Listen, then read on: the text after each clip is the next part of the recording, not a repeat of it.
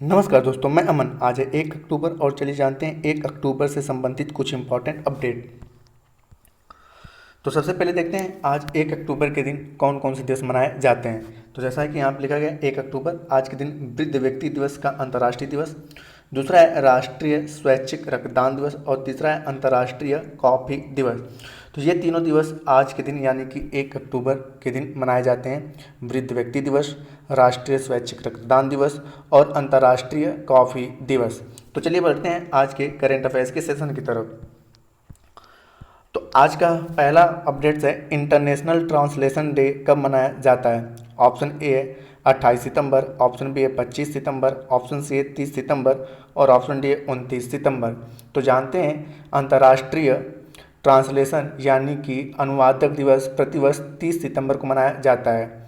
इस दिवस का उद्देश्य भाषा और अनुवाद के बारे में जागरूकता बढ़ाना है, जो समाज के समग्र विकास में महत्वपूर्ण भूमिका निभाते हैं। अंतर्राष्ट्रीय अनुवाद दिवस 2022 का theme a world without barrier, the role of language professionals in building culture understanding and lasting peace है। इसका शॉर्ट फॉर्म जो है वह आपका रहेगा सामान्य रूप से कि अंतर्राष्ट्रीय अनुवाद दिवस 2022 का थीम है ए वर्ल्ड विदाउट बैरियर, ए वर्ल्ड विदाउट बैरियर। ये 2022 के अंतर्राष्ट्रीय ट्रांसलेशन यानी कि अंतर्राष्ट्रीय अनुवाद दिवस का थीम है। अगला अपडेट से ग्लोबल इनोवेशन इंडेक्स 2022 में भारत की रैंक क्या है। ऑप्शन ए 38वां, ऑप्शन बी है 40वां, ऑप्शन सी है 55वां और ऑप्शन डी है 45वां। तो जानते हैं भारत ग्लोबल इनोवेशन इंडेक्स 2022 में 40वें स्थान पर पहुंच गया है। यह 2015 में 81वां रैंक में था और 2022 में 40वां रैंक हासिल करके एक बहुत बड़ी उपलब्धि हासिल की है। एक ट्वीट में प्रधानमंत्री मोदी ने कहा कि नवाचार पूरे भारत में एक चर्चा का विषय है और हमें देश के नवप्रवर्तकों पर गर्व है। तो यहाँ पूछा गया है कि ग्लोबल इनोवेशन इंडेक्स 2022 में भारत किस रैंक पर पहुँच गया है। तो यहाँ पर आपका सही ऑप्शन होता है बी 40वां। और जैसा कि यहाँ पे बताया गया कि 2015 में भारत की जो रैंकिंग थी वह थी 81वां। 2015 में भारत की रैंकिंग 21वां थी और लगातार 12 वर्षों से पहले स्थान पर इस रैंकिंग में कौन है? स्विट्जरलैंड है। लगातार 12 वर्षों से पहले स्थान पर स्विट्जरलैंड है। और इस रैंकिंग की बात की जाए तो ग्लोबल इनोवेशन इंडेक्स को वर्ष 2007 से निकाला जा रहा है। ग्लोबल इनोवेशन इंडेक्स को वर्ष 2007 से निकाला जा रहा है। और पिछले साल की बात की जाए तो पिछले साल भारत का स्थान था 46वां। तो यहाँ पे ओवरऑल हम आपसे बात करें कि ग्लोबल इनोवेशन इंडेक्स जिसका पहला संस्करण जारी हुआ था वर्ष 2007 में, और यहाँ पर लगातार 12 सालों से ठीक है स्विट्जरलैंड पहले स्थान पे आ रहा है। भारत का स्थान 40वां है और पिछले साल भारत इस इंडेक्स में 40वें स्थान पे था। हालांकि इसमें पूछा गया है कि 2022 में ग्लोबल इनोवेशन इंडेक्स में भारत का स्थान क्या रहा। तो सही ऑप्शन होता है आपका बी 40वां। आज का अगला प्रश्न है किस राज्य ने आयुष्मान उत्कृष्ट पुरस्कार 2022 जीता है। ऑप्शन ए है मध्य प्रदेश, ऑप्शन बी है गुजरात, ऑप्शन सी है महाराष्ट्र और ऑप्शन डी है उत्तर प्रदेश। तो यहाँ पर जानते हैं स्वास्थ्य सुविधा रजिस्टर में विभिन्न स्वास्थ्य सुविधाओं को जोड़ने के लिए उत्तर प्रदेश को आयुष्मान उत्कृष्ट पुरस्कार 2022 से सम्मानित किया गया है। राष्ट्रीय स्वास्थ्य सुविधा रजिस्टर में 28,728 स्वास्थ्य सुविधाओं को शामिल करने के साथ यूपी देश में सबसे अच्छा प्रदर्शन करने वाला राज्य बन गया है। यहाँ पर पूछा गया है कि आयुष्मान, तो यहाँ पे हम जानते हैं आयुष्मान भारत योजना के बारे में। तो आयुष्मान भारत योजना की शुरुआत वर्ष 2018 में किया गया था और यह स्वास्थ्य मंत्रालय के द्वारा संचालित किया जाता है। इसका अन्य नाम आता है प्रधानमंत्री पीएम जय योजना या प्रधानमंत्री आयुष्मान योजना। यह जय का पूरा नाम होता है जन आरोग्य योजना, जिसका अन्य नाम आयुष्मान भारत योजना है, जिसकी शुरुआत 2018 में किया गया था। और इसमें पूछा गया है कि आयुष्मान उत्कृष्ट पुरस्कार 2022 किसे मिला है। तो सही ऑप्शन होता है आपका डी उत्तर प्रदेश। अगला क्वेश्चन है सऊदी अरब के प्रधानमंत्री के रूप में किसे नियुक्त किया गया है। ऑप्शन ए है आपका मोहम्मद बिन सलमान, ऑप्शन बी है अल वदील बिन तलाल अल सऊद, ऑप्शन सी है खालिद बिन फैसल अल सऊद और ऑप्शन डी है मुतैब बिन अब्दुल्ला। तो यहाँ पर हम जानते हैं कि सऊदी अरब के क्राउन प्रिंस मोहम्मद बिन सलमान को देश का प्रधानमंत्री नामित किया गया है। प्रधानमंत्री का पद पारंपरिक रूप से राजा के पास होता है। सऊदी अरब के प्रधानमंत्री के रूप में नियुक्त होने से पहले मोहम्मद बिन सलमान 2015 से 2022 तक देश के रक्षा मंत्री के रूप में कार्य किए हैं। यहाँ पे अगर सऊदी अरब की बात किया जाए तो सऊदी अरब के राजधानी का नाम रियाद है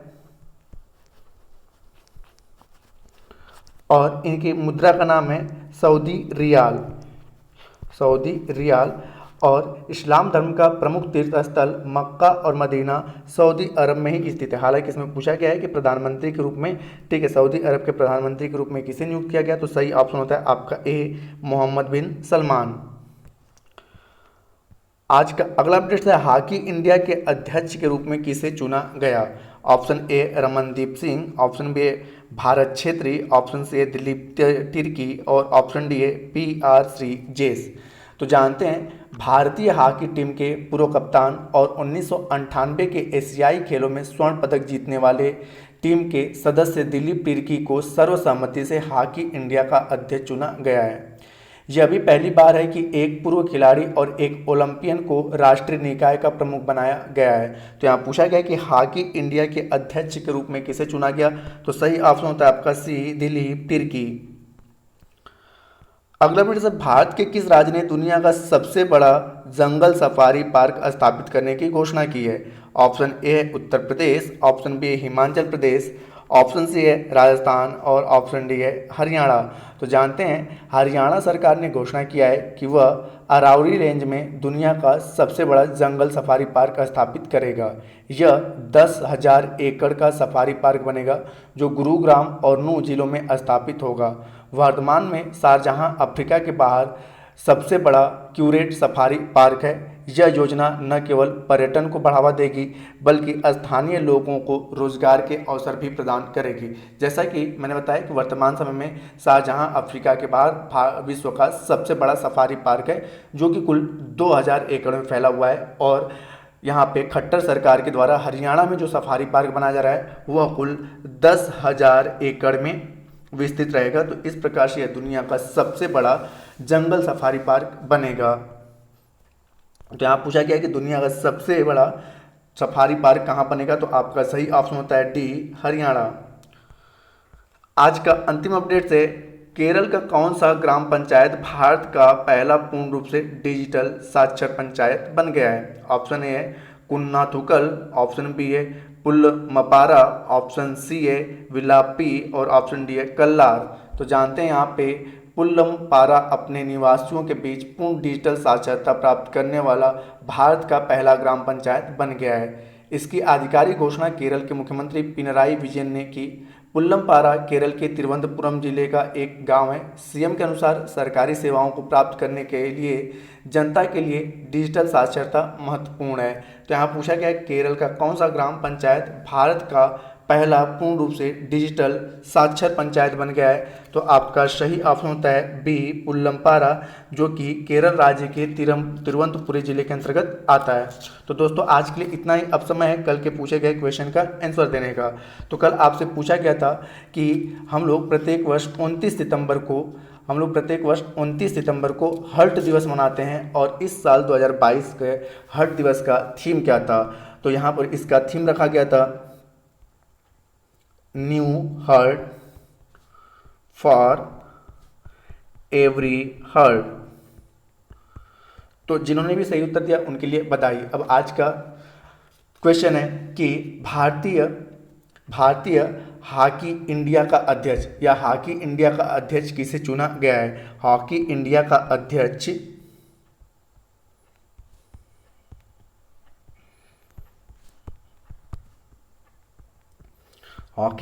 अध्यक्ष किसे चुना गया है, तो इसका आंसर आप हमें कमेंट बॉक्स में दे सकते हैं। आपके कमेंट का हमें इंतजार रहेगा। दोस्तों वीडियो पसंद आया तो वीडियो को लाइक करें, कमेंट करें तथा अपने दोस्तों के साथ शेयर करें और चैनल पर नए हैं तो चैनल को सब्सक्राइब अवश्य करें।